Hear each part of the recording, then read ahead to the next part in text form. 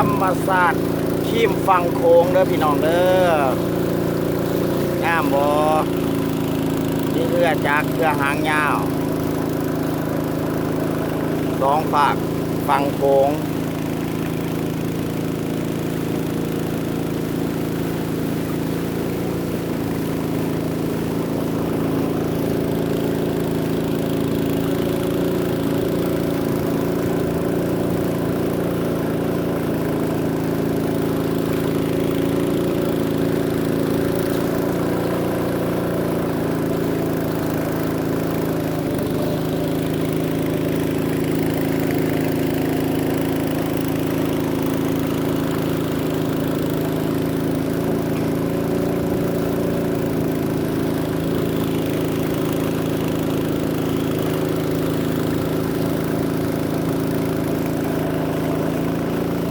นั่นก็คือบ้านร้อนขะเมาหน่อยเด้อบ้านร้อนขะเมาหน่อย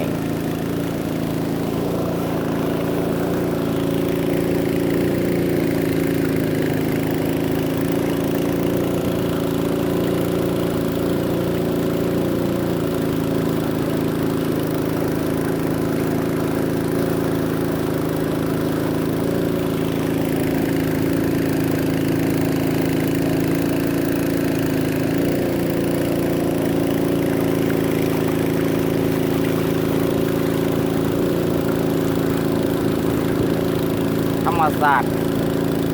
แคมฟังของ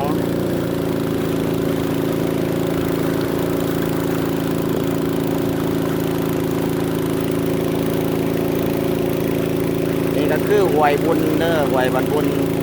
มันแกะต่อใส่บันบุญ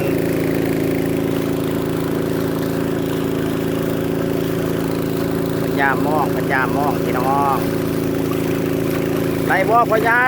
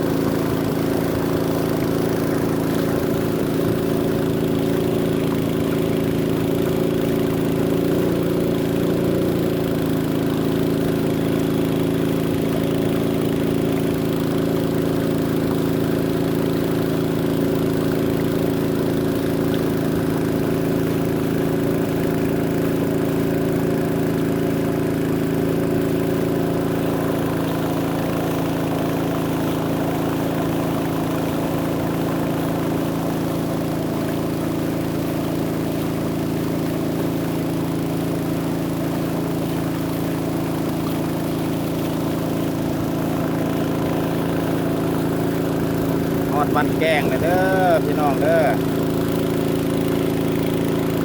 นี่คือร้อนเม็ดขวันเด้อนี่เด้อซื้อร้อนเพิ่น